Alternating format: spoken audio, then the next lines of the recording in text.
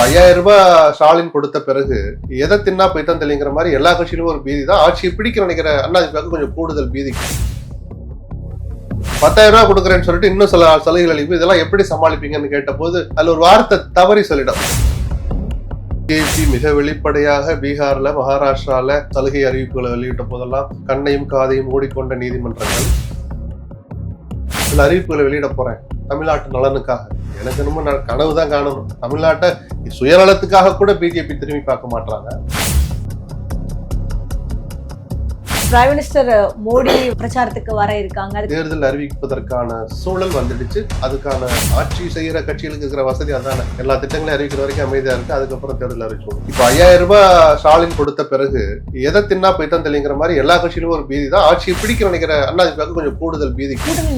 ஆமா, எனக்கு அது நம்பர் 10,000 ரூபாய் கொடுக்குறேன்னு சொல்லிட்டு இன்னும் சில சலுகைகள் அளிப்பு, இதெல்லாம் எப்படி சமாளிப்பீங்கன்னு கேட்ட போது அதுல ஒரு வார்த்தை தவறி சொல்லிடும். படுற அளவுக்கு மனமாற்றம் அடைஞ்சு பிஜேபி மிக வெளிப்படையாக பீகார்ல மகாராஷ்டிரால சலுகை அறிவிப்புகளை வெளியிட்ட போதெல்லாம் கண்ணையும் காதையும் மூடிக்கொண்ட நீதிமன்றங்கள் அல்ல. சில அறிவிப்புகளை வெளியிட போறேன் தமிழ்நாட்டு நலனுக்காக. எனக்கு என்னமோ கனவு தான் காணணும். தமிழ்நாட்டை சுயநலத்துக்காக கூட பிஜேபி திரும்பி பார்க்க மாட்டாங்க. மற்றபடி எங்க போனா ஜெயிக்க வாய்ப்பு இருக்கு. ஏதோ சபாநாயகர் ஆக்க போறதா தகவல் வருது. பிரைம் மினிஸ்டர் மோடி பிரச்சாரத்துக்கு வர இருக்காங்க. தேர்தல் அறிவிப்பதற்கான சூழல் வந்துடுச்சு. அதுக்கான ஆட்சி செய்யற கட்சிகளுக்கு இருக்கிற வசதி அதான. எல்லா திட்டங்களையும் அறிவிக்கிற வரைக்கும் அமைதியா இருக்கு. அதுக்கப்புறம் தேர்தல் அறிவிச்சோம். மார்ச் முதல் வாரத்தில் தேர்தல் அறிவிக்கை நோட்டிபிகேஷன் வரலாம். பிடிச்சிருவாங்கன்னு தோணுது. கூட்டணி நீடித்தால் ஆமா, எனக்கு அது நம்பர் 10 போறதுக்கும் காங்கிரஸ் பெருமை இருக்கு. நாங்கெல்லாம் அம்மாவின் பிள்ளைகள்னு புலகாங்கிதப்படுற அளவுக்கு மனமாற்றம் அடைஞ்சிருக்க. நீங்க 30ல 50ல செலக்ட் பண்ணி எந்த தொகுதியில போடுறீங்கன்னாலே உங்க நோக்கம் நீங்கள் வெற்றி பெறுவதோ ஆட்சி வைப்பதோ அல்ல. திமுகவுக்கு போறதா ஒரு தகவல் இருக்கு. ஓபிஎஸ் உடைய அரசியல் வாழ்க்கையில் இது மிகப்பெரிய கரும்புள்ளியா மாறும். மற்றபடி எங்க போனா ஜெயிக்க வாய்ப்பு இருக்கு. ஏதோ சபாநாயகர் ஆக்க போறதா தகவல் வருது. அவை முன்னவராக்குறாங்களா? வாய்ஸ் தமிழ் நேயர்களுக்கு வணக்கம். நாம கொடுக்க இருக்கிற தகவல்களை உடனடியாக தெரிஞ்சு கொள்வதற்கு நம்மளுடைய வாய்ஸ் தமிழ் சேனலை சப்ஸ்கிரைப் பண்ணுங்க. நம்முடைய இன்றைய நேர்காணல்ல மூத்த பத்திரிகையாளர் திரு SP லக்ஷ்மண் அவர்கள் இணைந்திருக்காங்க. சார் வணக்கம். சரி, இன்னைக்கு அதிமுகவினுடைய 3வது கட்ட தேர்தல் அறிக்கையை வெளியிட்டிருக்காங்க. அதுல அந்த கட்சியினுடைய பொதுச் செயலர் எடப்பாடி பழனிசாமி அவர்கள் கருணை தொகையாக 10,000 வழங்கப்படும் அப்படின்னு சொல்லியிருக்காங்க. இது எப்படி சார் பாக்குறீங்க? இந்த 10,000 ரூபாய் ஒரு நாளும் ஒவ்வொரு கட்சிகளும் அதுக்கு பைசா கொடுக்குறோம், இதுக்கு பணம் கொடுக்குறோம் அப்படின்னு சொல்றாங்க. நீதிமன்றங்கள் ஒரு கடுமையான பார்வை பார்க்க ஆரம்பிச்சிருக்கிறாங்க. ஏனோ மற்ற மாநிலங்கள்ல நடக்கிற போது பிஜேபி மிக வெளிப்படையாக பீகார்ல மகாராஷ்டிரால இந்த மாதிரியான சலுகை அறிவிப்புகளை வெளியிட்ட போதெல்லாம் கண்ணையும் காதையும் மூடிக்கொண்ட நீதிமன்றங்கள் ஏதோ ஞானோதயம் வந்த மாதிரி இப்ப ஏதோ பேச ஆரம்பிச்சிருக்காங்க. பொது பார்வை பார்த்தா நீதிமன்றங்களுடைய கருத்து ஏற்கத்தக்கதுதான். இலவசங்களா அறிவிச்சுக்கிட்டே போனா அதுவும் மக்கள் மேலதான் விடியும். அந்த சுமையும் கூட. அதுக்காக இல்லாதவங்களுக்கு எதுவுமே தரக்கூடாதுங்கிறது எந்த வகையில நியாயம்? அத்தனை சொகுசுகளையும் அனுபவிக்கிற நாம இதை சொல்லலாமான்னு ஒரு நிமிஷம் எல்லோரும் யோசிச்சு பார்க்கணும். அது அமைச்சர்களாகட்டும், நீதிபதிகளாகட்டும், அரசு உயர் அதிகாரி IAS IPS ஆகட்டும், அவங்க எல்லாரும் அனுபவிக்கிற போது எதுவுமே இல்லாத ஏழைகளுக்கு அந்த 1000 ரூபாய் எந்த அளவுக்கு பயன்படுங்கிறது அவங்க எல்லாம் ஒரு நிமிஷம் யோசிச்சு பார்த்தாங்கன்னா அப்படி சகட்டு மேனிக்கள் அது பொது பார்வை பார்க்க மாட்டாங்க. இப்போ ஒரு ரூபாய்க்கு 1 கிலோ அரிசி ரொம்ப ரொம்ப அவசியம். வாஷிங் மிஷின் கொடுப்போம், கிரைண்டர் கொடுப்போம்னா அது ஆடம்பரம், கொஞ்சம் அகம்பாவம்னு சொல்லலாம். அதெல்லாம் கொடுக்கணும்னு அவசியம் இல்லை. அவனுக்கு அது வேணும்னா வாங்கிக்க போறான். வாங்க காசு இல்லை, அவன் அம்மிக்கல்லையே ஆட்டுக்கல்லையே அரைச்சிட்டு போறான், ஆட்டிட்டு போறான். நமக்கு அரசாங்கம் எல்லாத்தையுமே கொடுக்கணும்னு அவசியம் இல்லை. அந்த எல்லை அந்த ஒரு வரையறையை வகுத்தாங்கன்னா கூட பரவாயில்ல. அதுக்காக 10-50 ரூபாய் எதுவுமே கொடுக்க கூடாதுங்கிறது தவறுதான். இப்போ 5000 ரூபாய் ஸ்டாலின் கொடுத்த பிறகு நிவாரணத்தொகை, கோடைக்கால சிறப்பு நிவாரணம் அப்படிலாம் சேர்த்து 5000 ரூபாய் கொடுத்த பிறகு எதை தின்னா போய்தான் தெளிங்கிற மாதிரி எல்லா கட்சியிலும் ஒரு பீதி தான். ஆட்சியை பிடிக்க நினைக்கிற அண்ணாதிமுக கொஞ்சம் கூடுதல் பீதி கிளம்புனா அதுல ஆச்சரியம் இல்லை. அவர் தான் இவங்க 1000 ரூபாய் கொடுத்துட்டு போய் நான் 2000 கொடுப்பேன்னா இவங்க நானும் அதை உயர்த்தி கொடுப்பேன்னு இவரும் அறிவிச்சிட்டாரு. 10,000 ரூபாய் கொடுக்குறேன்னு சொல்லிட்டு இன்னும் சில சலுகைகள் அளிப்பு, இதெல்லாம் எப்படி சமாளிப்பீங்கன்னு கேட்ட போது அதுல ஒரு வார்த்தை தவறி சொல்லிடும். உண்மையை சொன்னார், ஆனா இப்ப சொல்லியிருக்க கூடாது. வரியை உயர்த்துவோம்னு சொல்றாரு. வரிகளை உயர்த்தி இந்த 10,000 கொடுப்போங்கிற வருவாயை பெருக்கோன்னு ஜென்ரலா சொல்லிட்டு போயிருக்கணும். அதாவது அரசுக்கு இருக்கிற சில ரிசோர்சஸ் இருக்குல்ல, அதையெல்லாம் நாங்க ஸ்ட்ராங் பண்ணி அந்த வருமானத்தை அதிகப்படுத்தி இதை கொடுப்போம்னு கடந்து போயிருக்க வேண்டியவர் ஏதோ தவறுதலாவோ அல்லது ஒரு தடுமாட்டத்திலேயோ நிபுணர் குழுவை அமைத்து வருவாயை பெருக்கோன்னு சொல்ல போல நிபுணர் குழு அமைச்சு எங்கெங்கெல்லாம் வரியை உயர்த்த முடியுமோ அதிமுக உயர்த்துவன்ட்டாரு. நிஜம் தான், உயர்த்ததான் போறாங்க. இப்ப நான் சொன்னேன்ல கொஞ்ச நேரம் முன்னாடி, மக்கள் தலையில தான் வந்து விடியும். ஏன்னா இருக்கிறவன்ட்ட வாங்கி இல்லாதவன்ட்ட கொடுக்கறது தான். இருக்கிறவன் எவ்வளவுதாயா கொடுத்துட்டு இருப்பான்னு ஒரு சலிப்பு வரும்ல. மிடில் கிளாஸ் தான் பாதிக்கப்படுவாங்க. அப்பர் கிளாஸுக்கு கொடுக்கறத பத்தி ஒன்றும் பிரச்சனை இருக்காது. லோயர் கிளாஸ்க்கு அது தேவையான ஒண்ணு. எங்க இருந்து எடுத்து கொடுப்பாங்கன்னா அதுல பாதிக்கப்பட போறது நடுத்தர வர்க்கமா தான் இருக்கும். இதை ஆட்சியாளர்கள் எல்லோருமே புரிஞ்சுக்கிட்டு தங்களுக்குள்ள ஒரு சுய கட்டுப்பாடு விதித்துக் கொள்ளாத வரை இதை தடுக்க முடியாது. இதனால் வர்ற ஆபத்தையும் தடுக்க முடியாது. இன்றைய சூழல்ல அதிமுக கூட்டணி எந்த அளவுக்கு ஒரு பலம் வாய்ந்த கூட்டணியா இருக்கு சார்? உங்களுடைய அரசியல் அல்ல, திமுக எப்படிங்கிற போது கொஞ்சம் பலவீனம் தான். ஏன்னா அவங்க எதிர்பார்த்த சில பேர் வரல. தேமுதிகவுக்கு அவங்களும் ட்ரை பண்ணாங்க. திமுக என்னவெல்லாம் கொடுக்க ஒப்புக்கொண்டு இருக்குதோ அது இவங்களும் தரதா தான் இருந்தாங்க. இவ்வளவுதான், ஏனோ அங்கே போயிட்டார். ஒருவேளை அவங்க தான் ஜெயிக்க போறாங்களோன்னு ஒரு பார்வை பார்த்து கூட போயிருக்கலாம். விஜய்க்கு எவ்வளவோ தோது பண்ணி பார்த்தாங்க. எடப்பாடியும் முயற்சி பண்ணார், பிஜேபியும் ஏதோ முயற்சி பண்ண தகவல் வந்தது. விஜய் வரல, அவங்களை ஊழல் சக்தின்னு முத்திர குத்திட்டு அவர் தனியா போறார். அப்போ மெகா கூட்டணி அப்படின்னு சொன்ன வார்த்தை இன்னும் முழுமை பெறாம இருக்கு. அது செயல்பாட்டுக்கு வரல. ஆனால் வலுவான அணிங்கிறத நான் மறுக்க மாட்டேன். ஒண்ணுமே இல்லைன்னா சொல்ல முடியாது. அதிமுக எப்பவுமே குறைச்சு மதிப்பிட மாட்டேன். பலவீனமா இருக்கிறாங்க, வாக்கு வங்கி குறைஞ்சிருக்குன்னு சொல்லலாமே தவிர, விஜய் திமுகவுக்கு மட்டும் தாவேக்காதான் சொன்ன போதும் சரி, ஒரு 2 ஆண்டுகளுக்கு முன்பு அண்ணாமலை தலைவராக இருந்த போது தமிழ்நாட்டுல திமுகவுக்கு மாற்று பிஜேபி தான் சொன்ன போதும் சரி, அதை நான் மறுத்தவன் நான். நமக்கு சில காலம் வரைக்கும் திமுகவுக்கு மாற்று அதிமுக தான், அதிமுகவுக்கு மாற்று திமுக தான். வரப்போற தேர்தல் அது ஒண்ணு உறுதிப்படுத்தும், இல்ல என்னை போன்றவருடைய மனசை மாத்தும். அதுக்கு இன்னொரு தேர்தல் காத்திருக்கணும். சரிதானா சார்? இந்த அதிமுக நீங்க பலமான கட்சின்னு சொன்னீங்க, அதுல எந்த மாற்று கருத்தும் கிடையாது. ஆனா அந்த கட்சி பல்வேறு தலைமைகளா உடனே இல்ல, அதுல ஒரு முதல் கட்டமா தினகரனை ஓரணியில் இருப்பதற்கு சம்மதம் தெரிவிச்சிருக்காங்க. இந்த சம்மதத்தை, இந்த மனமாற்றத்தை ஒரு வருஷம் முன்னாடி எடப்பாடி கொண்டாந்தாருன்னா இன்னைக்கு பல பேர் இந்த கட்சி விட்டு போயிருக்க மாட்டாங்க. ஓபிஎஸ் அவர்கள் சொல்லும் பொழுது நான் தனி கட்சி தொடங்க மாட்டேன் அப்படின்னு சொல்லியிருக்காங்க. அவரு ஆனா இங்க இல்ல, எந்த தியாகத்துக்கும் தயார்னு சொன்ன ஓபிஎஸ் இன்னைக்கு வரைக்கும் எடப்பாடி ஏத்துக்காம இருக்கிறது தவறுதான்.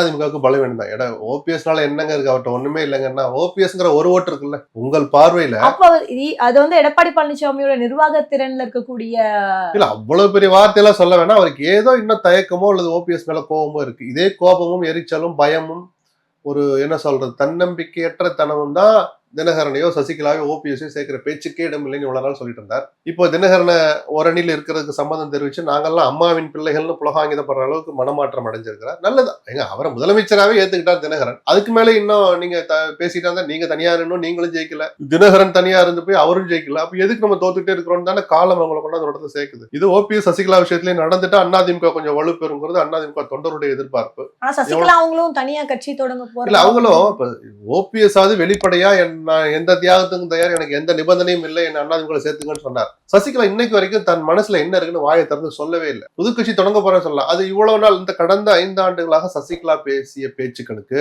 வலு சேர்க்குமா இல்ல முரண்பாடா இருக்குமான்னு அவர் என்ன சொல்றாருன்னு கேட்டுட்டு நம்ம விமர்சிக்கலாம். ஏன்னா 30 தொகுதியில 50 தொகுதியில கேண்டிடேட் போட போறாருங்கிறாங்க. யாருக்காக? ஆட்சி அமைக்கவா? தாராளமா அந்த உரிமை சசிகலாவுக்கு இருக்கு. ஆனா 234 தொகுதியில கேண்டிடேட் போட்டுட்டு தான் அதை சொல்லணும். நீங்க 30ல 50ல செலக்ட் பண்ணி எந்த தொகுதியில போடுறீங்கன்னாலே உங்க நோக்கம் நீங்கள் வெற்றி பெறுவதோ ஆட்சி அமைப்பதோ அல்ல. யாரை வீழ்த்துவதற்குன்னு ஒரு கேள்வி வந்தா சசிகலாவின் நிலைப்பாட்டில் இருக்கிற முரண்பாடு அப்ப வெளிப்படலாம். அவர் முதல்ல அந்த முடிவுகள்லாம் சொல்லட்டும், அப்புறம் விமர்சிக்கலாம். மற்றபடி சசிகலாவுக்கு ஓபிஎஸ்க்கு வித்தியாசம் இருக்கு. ஓபிஎஸ் வெளிப்படையா அதிமுக சேர்த்துங்கன்னார். சசிகலா அந்த ஸ்டாண்ட் எடுக்கல. எல்லாம் ஒன்னா இருக்கணும்னு சொல்றேன், கட்சி என்கிட்ட வரணும்னு கேட்கிறார். ஓபிஎஸ் அப்படி சொன்னவர் தான், நான் தான் ஒருங்கிணைப்பாளர்னு கோர்ட்டுக்கெல்லாம் போனார். அவர் அதையெல்லாம் விட்டுட்டு தானே அவர் இந்த இடத்துக்கு வந்து நிக்கிறார். அப்படி வந்தவர் அவர் ஏற்க மறுக்கிறாருங்கிறது தான் கொஞ்சம் ஒரு சங்கடமான திமுகவுக்கு போறதா ஒரு தகவல் இருக்கு. அப்படி எல்லாம் போனா நிச்சயமா ஒரு அங்கீகாரம் கிடைக்கலாம், பதவிகள் கூட வரலாம். ஓபிஎஸ் உடைய அரசியல் வாழ்க்கையில் இது மிகப்பெரிய கரும்புள்ளியா மாறும். ஏன்னா இவர் இவ்வளவு நாள் வளர்ந்து ஆளாக்கின கட்சியை, அடையாளப்படுத்திய அங்கீகாரம் கொடுத்த கட்சியை தலைவர்களை மறந்துட்டு அந்த தலைவருடைய படத்தை கூட பாக்கெட்ல வைக்க முடியாத சூழல்ல போய் ஒரு மேடையில உட்காராருன்னா அப்படி என்ன பதவி வெறின்னு தான் எல்லாரும் கேட்பாங்க. ஓபிஎஸ் அந்த வெறிங்கிற வார்த்தையை எனக்கு ஒப்பிட்டே பார்க்க முடியல. ஏன்னா அவருடைய சாஃப்ட்னஸ்க்கும் அந்த பதவியை தேடி அவர் ஒருவேளை போனாருன்னா அந்த அந்த ஒரு சினாரியாவும் நினைச்சே என்னால பார்க்க முடியல, ஜீரணிக்கவே முடியல. அப்ப என்ன, எனக்கு அரசியலே வேண்டாம், அதிமுக ஒற்றுமைப்படட்டும், அது வரைக்கும் நான் காத்திருக்கேன் பேசாம பண்ண வீட்டுல போய் இருக்கலாம்ல. அரசியல்வாதிகிட்ட அதை எதிர்பார்க்க முடியாது ஓய்வை. ஆனா இவ்வளவு கௌரவமான பதவிகள் வேறு எவருக்கும், பல பேருக்கு வாய்க்காத பதவி 3 முறை அவருக்கு வாய்ச்சு அதையெல்லாம் அனுபவிச்ச பிறகு வேற என்ன புதுசா அனுபவிக்கிறதுக்காக அவர் திமுகவில் போயாவது இந்த தேர்தல் எதிர்கொள்ளணும், வெற்றி பெறணும் என்ன அவசியம் இருக்கின்ற அந்த கேள்வி எழுப்புகிறதுடைய விளைவுதான் நான் அந்த வார்த்தையை பயன்படுத்துறேன். அப்படி ஒண்ணு தேவையா? அதனாலதான் கரும்புள்ளிங்கிற வார்த்தையை பயன்படுத்தினேன். மற்றபடி எங்க போனா ஜெயிக்க வாய்ப்பு இருக்கு, ஏதோ சபாநாயகர் ஆக்க போறதா தகவல் வருது, அவை முன்னவர் ஆக்குறாங்களா, என்ன ஆகினாலும் இதெல்லாம் அவர் பார்த்ததானுங்க. சபாநாயகருக்கு மேல முதலமைச்சராகவே இருந்துட்டாரு, இனிமேல் என்ன இருக்கு பாப்போம். காலம் செய்கிற கோலம் இன்னும் எத்தனை புள்ளி வச்சு என்ன கோலம் போடுதுன்னு பார்ப்போம். பிரைம் மினிஸ்டர் மோடி பிரச்சாரத்துக்கு வர இருக்காங்க. அதுக்கப்புறம் உள்துறை அமைச்சர் அமித்ஷா அவங்களும் வர இருக்காங்க. சார் அப்போ எலெக்ஷன் டேட் எப்போ சார் அவங்க வரத? அவங்களுடைய எல்லா வருகைக்கும் அதுக்கும் சம்பந்தம் இல்ல. ஒருவேளை எய்ம்ஸ் திறக்க வராருன்னா, மதுரை எய்ம்ஸ் திறக்கிறாருன்னு சொன்னா அது வரைக்கும் நோட்டிபிகேஷன் வராது, வரவிட மாட்டாங்க. நோட்டிபிகேஷன் விட்டா அது திறக்க முடியாதுல்ல, பிரதமரே திறக்க முடியாது. இது வந்து சாதனைன்னு சொல்லிப்பாங்க. மதுரையை மையப்படுத்திய மாவட்டங்கள்ல, சுற்று வட்டாரங்கள்ல, பக்கத்துல இருக்க மாவட்டங்கள்ல போய் பிரச்சாரம் பண்ண ஈஸியா நாங்க தான் எய்ம்ஸை கொண்டு வந்தோம் அப்படின்னு சொல்றதுக்கு அது வரைக்கும் நோட்டிபிகேஷன் வர வாய்ப்பு இல்லை. 1ஆம் தேதின்னு நினைக்கிறேன். அப்புறம் 6ஆம் தேதி திரும்ப வராரு, 11ஆம் தேதி திரும்ப வராரு. ஸோ இந்த 3 வருகைக்கும் நோட்டிபிகேஷனுக்கு சம்மந்தம் இல்லை. குறைஞ்சபட்சம் 1ஆம் தேதி வரைக்கும் வராது. ஏன்னா நேத்தில இருந்து எனி டைம் வரலாம். நேத்து இறுதி வாக்காளர் பட்டியல் வந்தாச்சு. இன்னையில இருந்தே அதுக்கான தகுதி வந்தாச்சு. தேர்தல் அறிவிப்பதற்கான சூழல் வந்துடுச்சு, அதுக்கான தகுதியும் வந்துடுச்சு. மோடியினுடைய அறிவிப்புகள் அல்லது முதல் நாள் வந்து திறந்து வச்சுட்டு வந்துடுறேன், 6ஆம் தேதி நான் சில அறிவிப்புகளை வெளியிட போறேன் தமிழ்நாட்டு நலனுக்காக. எனக்கு ரொம்ப கனவு தான் காணணும். தமிழ்நாட்டை சுயநலத்துக்காக கூட பிஜேபி திரும்பி பார்க்க மாட்டாங்க. ஒருவேளை அவங்களுக்கே ஒரு மனமாற்றம் வந்து 2வது வருகையின் போது நான் சில அறிவிப்புகளை வெளியிட போறேன்னு சொன்னா தேர்தல் கமிஷன் அது வரைக்கும் கூட காத்திருப்பாங்க. ஆட்சி செய்கிற கட்சிகளுக்கு இருக்கிற வசதி அதானே, எல்லா திட்டங்களையும் அறிவிக்கிற வரைக்கும் அமைதியா இருக்கு, அதுக்கப்புறம் தேர்தல் அறிவிச்சு விடுவாங்க. ஸோ முதல் வாரத்துல அநேகமா வந்துடும் தான் எதிர்பார்க்கணும். ரொம்ப எல்லாம் தள்ளி போகாது. மார்ச் முதல் வாரத்தில் தேர்தல் அறிவிக்கை நோட்டிபிகேஷன் வரலாம். சார், திமுக கூட்டணியில காங்கிரஸ் வந்து தொடர்ந்து அவங்களுக்கான ஆட்சியில பங்கு அப்படின்றத சொல்லிட்டு இருந்தாங்க. அதுக்கப்புறமா பல்வேறு டெவலப்மெண்ட்ஸ் ஆயிடுச்சு. இன்னைக்கு வந்து அந்த கட்சியினுடைய கேஸ் அவர் வேணுகோபால் வந்து 2 கட்டங்களா வந்து முதலமைச்சர், அதுக்கடுத்து கனிமொழி அவர்களை சந்திச்சிருக்காங்க. காங்கிரஸ்க்கு எத்தனை சீட்டு கொடுப்பாங்க? இது வந்து தேமுதிக வந்தனால அவங்களுக்கு ஒரு நெருக்கடி ஆகுதா சார்? தேமுதிக வந்தனால நெருக்கடின்னு சொல்லக்கூடாது, அவங்களுடைய வெற்றி வாய்ப்பும் அதிகமாகுதுல்ல. ஒரு கூட்டணிக்கு ஒரு கட்சி புதுசா வருதுன்னா, ஓரளவு வாக்கு வங்கி வைத்திருக்கிற ஒரு கட்சி வருதுன்னா, அந்த கட்சினால எல்லா கட்சிகளுக்கும் காங்கிரஸ்க்கு இது ஒரு நெருக்கடியா ஆகுதா? இல்ல நெருக்கடி இல்ல. அந்த காங்கிரஸுக்கு இப்போ 25 கொடுத்து எத்தனை ஜெயிச்சாங்க? 18 நினைக்கிறேன். 7 இடங்கள்ல தோத்தாங்கல்ல. இப்ப இந்த அதே 25 வாங்கினா 18க்கு மேல 22, 23, 40 இடங்கள் கேட்கறதா நான் சொல்லி முடிச்சிடுறேன். இப்போ என்ன வாய்ப்பு இருக்கும்? இன்னொரு கட்சி வந்ததுனால தேமுதிகவுக்கு செல்வாக்குள்ள பகுதிகளில் காங்கிரஸ் நின்னுச்சுன்னா அந்த தேமுதிக ஓட்டு காங்கிரஸ் கேண்டிடேட்டுக்கு தானே விழ போகுது. சோ 18ல ஜெயிச்சது 22, 23 வரைக்கும் ஜெயிக்க வாய்ப்பு இருக்குன்றதையும் பார்க்கலாம். அவங்க 40 வரைக்கும் கேட்கறாங்க, இவங்க 2, 3 கூட கொடுக்கலாம்னு நினைக்கிறேன். 29க்குள்ள முடிச்சிருவாங்கன்னு தோணுது கூட்டணி நீடித்தால். ஆமா, எனக்கு அது நம்பர் 10 போறதுக்கும் காங்கிரஸ் உரிமை இருக்குல்ல. அது காங்கிரஸுக்கும் எவ்வளவு தூரம் நல்லது கூட்டணியா இருக்கு இல்லையா? அவங்க ஒரு தலைவர்கள்லாம் வந்து தலைமையில் இருக்கவங்க எல்லாம் வந்து நல்ல ஒரு ரேப்போல இருக்காங்க. ஆனா அந்த கூட்டணி தொடர்வதற்கான தான் வாய்ப்பு இருக்குன்னு எல்லா மட்டங்களும் இல்ல. இப்ப நான் முறிஞ்சிரும்னு நானும் சொல்லலையே. அந்த 29 28 ஸ்டாலின் கொடுக்குற அந்த நம்பரை ஏத்துக்கிட்டா தொடர போகுது. இல்ல அவங்க வேற ஸ்ட்ராட்டஜி ஏதாவது வச்சிருந்தாங்கன்னா வெளியே போறாங்க, அவ்வளவுதானே. வாய்ப்பு குறைவுன்னு சொல்லலாம், நடக்காதுன்னு நான் எதையுமே சொல்ல மாட்டேன் அரசியல். சார், கள தகவல்களை நீங்க கூட எங்களுடைய வாய்ஸ் தமிழ் நேயர்களுக்கு பகிர்ந்தபடிக்கு ரொம்ப நன்றி. நன்றி.